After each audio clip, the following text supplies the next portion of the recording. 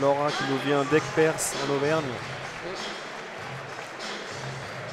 Et oui, une Auvergnate. 22 ans, étudiante en STAPS. Tout à fait, et déjà un beau palmarès déjà. Megan qui a été championne du monde en 2019. Tout à fait. Laura qui reste sur une note très positive, Tony, puisqu'elle a remporté l'Open de France en 2021.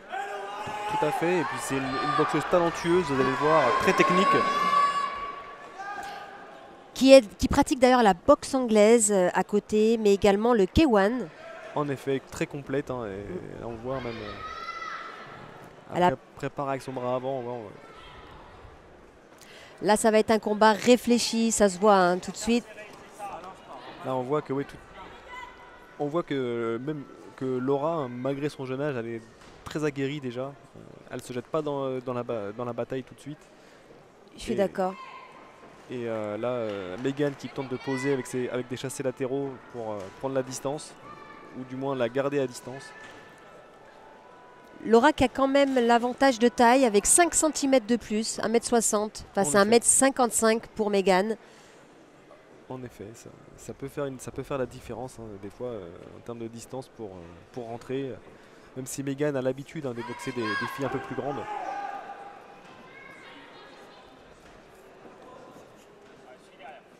Là on voit c'est Megan qui cadre pour le moment. Elle essaie de l'enfermer, mais Laura elle boxe en reculant et elle boxe bien parce qu'à chaque fois qu'elle touche, à chaque fois qu'elle fait une action, c'est vraiment pour toucher. Elle prend le temps de regarder. Elle est en observation exactement. En effet, cette première reprise là, on voit Megan qui essaie de garder le centre du ring et Laura qui tourne et qui met ses touches, qui ne s'emballe pas. Et qui se déplace plutôt bien, Tony. Qui se déplace très bien parce qu'elle reste jamais en place et elle reste pas dans les coins. Donc là on voit elle essaie maintenant de reprendre le centre. Elle ne se laisse pas enfermer effectivement. Tout à fait. Là on a vu un fouetté jambe avant de Megan qui a touché au niveau du visage. Ça marque un peu les juges. Fouetté bas jambe arrière aussi. Ça marque les juges parce que les techniques de jambes, Tony, valent plus de points comme tu l'as précisé en début de soirée. En effet, vraiment quand on voit un fouetté qui touche le visage, ça induit au juge un petit point supplémentaire. Deuxième reprise qui s'annonce engagée. Allez, deuxième reprise sur cette deuxième demi-finale de la soirée. Chez les poids coqs, les moins de 52 kilos. Et là on voit Megan tout de suite qui veut reprendre le centre du ring. Et Laura qui se laisse pas impressionner, qui marque ses points. Tout à fait, elle ne se laisse pas impressionner Laura parce qu'elle a quand même un peu moins d'expérience que Megan. Megan étant sociétaire de l'équipe de France. Tout à fait, avec un parcours international déjà, alors que Laura, elle, c'est sa première année à ce niveau. C'est ça, et elle a quand même fait une sortie à Dakar en juin 2020, Tony, à l'occasion de la Coupe de l'Ambassadeur. Très bien. Ce qui lui donne, oui, de toute façon, et puis sachant qu'elle boxe dans d'autres disciplines. Tout à fait, elle a été championne de France universitaire en kickboxing aussi en 2021. C'est à prendre en compte en termes d'expérience, et puis je sais aussi qu'elle a aussi qu'elle a commencé chez les jeunes en savate, donc elle a pas mal d'expérience déjà de la compétition.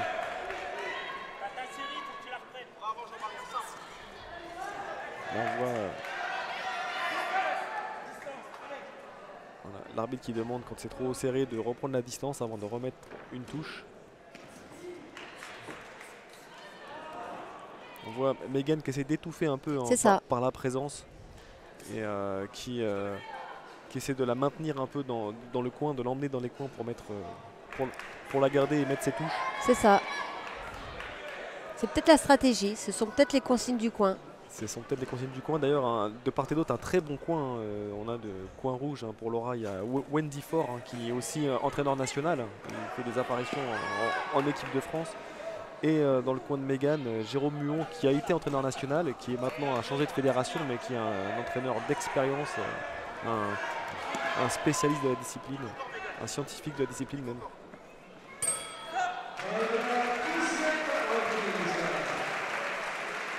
Une deuxième reprise engagée. Tout le travail des coachs, là on voit Wendy qui donne les consignes à sa tireuse. c'est tout un travail hyper important de la minute de repos. Il faut recapitaliser de l'énergie pour repartir à fond dans la reprise suivante. Tout à fait. Donner des infos, mais pas trop. Exactement, ne pas étouffer d'infos, laisser le temps à un athlète de reprendre ses esprits, de récupérer, c'est tout un travail. Et c'est ce qui fait des fois, ce qui peut faire la différence sur une fin de combat notamment.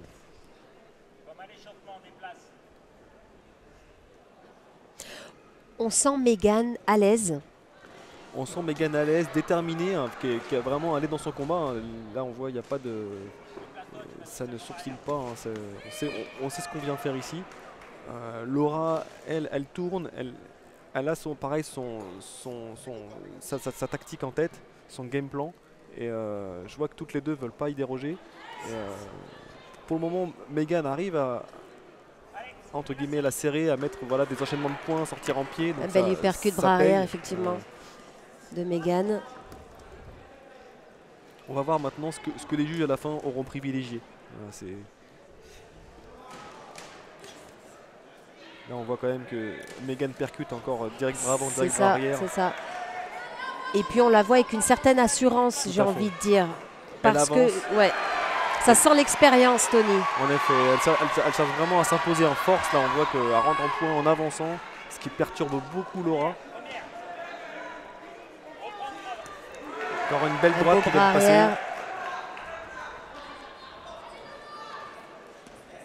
Et le fouetté bas en arrière qui vient percuter la cuisse de Laura. Encore un autre.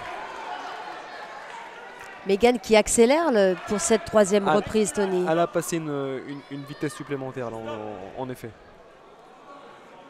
Maintenant, à voir si Laura va réussir à s'adapter, pouvoir continuer comme en début de combat. Quand là, on voit que c'est un peu moins fluide. Maintenant, je pense que là, ça va être le travail du coin aussi de la remettre dans le combat. Alors, on voit que c'est compliqué, là. Elle rentre dans son coin, c'est compliqué. Reprise déterminante, hein, c'est souvent ce qui fait basculer un combat, la quatrième reprise. C'est là qu'il faut se montrer fort, ne rien lâcher. Et Megan qui continue la même stratégie que sur la troisième reprise, un travail de sape. Et j'ai l'impression à la fois technique, mais à la fois morale. Tout à fait, bien sûr, ça prend elle tente de prendre l'avantage psychologique, de vraiment prendre l'ascendant sur ce combat. Touche derrière, bon, là c'est vrai que c'est pour le moment... là ça marque aussi l'esprit des juges, bien sûr, cette attitude de vainqueur, de guerrier, de guerrière. Exactement, on sent Megan déterminée en marche avant, Laura qui tente quand même de travailler mais tout en essayant de ne pas se laisser enfermer. En effet, tout à fait. Maintenant il faudrait que Laura vraiment tente sa chance, qu'elle aussi montre aussi ses qualités. Et il faut vraiment qu'elle fasse douter Megan, parce que tant que Megan sera dans cette position là en train d'avancer, ça va être compliqué pour Laura. C'est ça Tony, on sent Megan très à l'aise. Hein. On voit que voilà, ça provoque, on fait des feintes, on essaie pour ensuite essayer de mettre la touche qui va faire mal.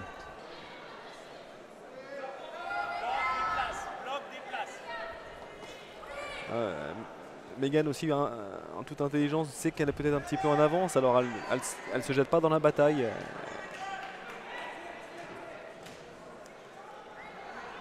C'est vrai, parce que quand là, on voit Laura qui souffre, donc elle va être comptée. Là, Laura qui craque un peu physiquement, le rouleau compresseur paye. Exactement, il faut dire qu'elle travaille à la fois en haut, en bas, au poing, aux jambes. Donc c'est vrai que c'est pas évident d'encaisser et de travailler derrière. Megan est tellement déterminée, voilà. Ça va être dur pour Laura. Megan qui travaille en précision, qui accélère d'ailleurs. Qui accélère, qui sait qu'elle a l'ascendant psychologique et physique, du coup elle tente d'abréger ce combat.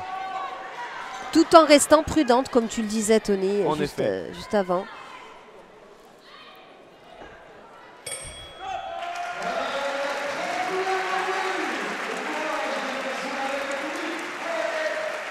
Faut y croire Laura, tout est possible en boxe Tony. Tout est possible. Ça va être encore le gros travail du coin de lui faire comprendre qu'en effet, tant que le dernier coup de gong n'a pas résonné, n'a pas sonné, tout est encore possible. C'est ça. Et c'est toute la beauté de ce sport, justement. En effet.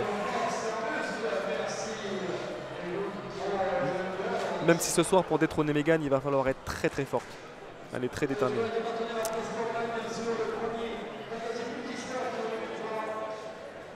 Mais un hors combat arrive souvent quand on l'attend pas.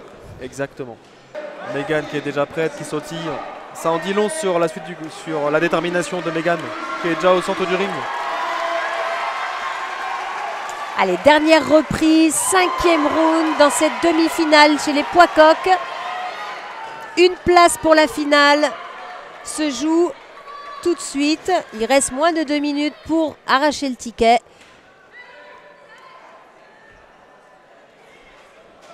Megan du coin bleu qui a pris l'ascendant sur son adversaire. Tout à fait, en remportant nettement la 4e reprise hein, avec le compte. Du coup là, la 4e reprise est forcément pour Megan avec un avantage hein, sur la. Et là maintenant, il faudrait que Laura vraiment, je pense, gagne par hors combat si elle voulait vraiment la victoire. Rattraper son retard, ouais. Tout à fait.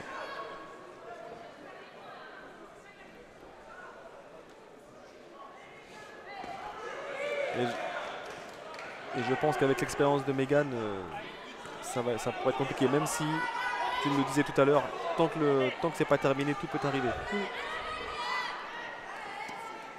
Ça t'est déjà arrivé, Tony, d'être en retard et de rattraper peut-être sur le dernier round ou... Oui, ça m'est déjà arrivé que ce soit en tout cas très serré et du coup de faire la différence en fin de combat, ouais, c'est ce qui rend ce sport beau. Oui, et la victoire plus belle. La victoire plus belle, tout à fait. Avoir les ressources nécessaires physiquement, mentalement, pour aller chercher la victoire quand... Tout à fait. Je dirais même plus hein, que c'est vraiment, comme tu disais Cynthia, c'est le mental qui rentre en ligne de compte parce qu'à ce niveau-là, tous les athlètes sont prêts. Après, c'est vraiment le côté psychologique qui rentre en ligne de compte. Comment on s'est préparé à ce niveau-là,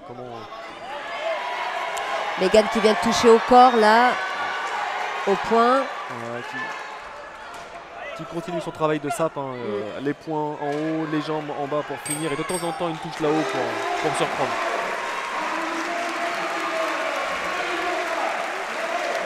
Très beau combat. Le salut réglementaire. C'est un beau salut Tony, donc c'est comment? Alors c'est les pieds joints, la main gauche le long du corps, la main droite sur le cœur et on vient tendre la main droite vers l'extérieur. On va attendre bien sûr la décision des juges.